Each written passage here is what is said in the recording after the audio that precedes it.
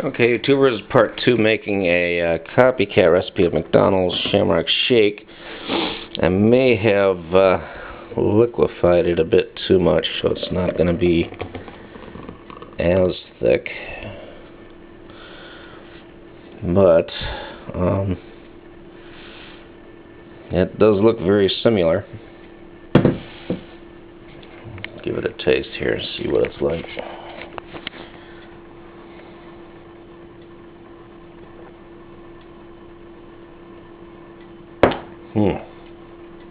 Yep. That tastes just like a McDonald's Shamrock Shake. Except I might have put a little too much milk in it. But that does taste good.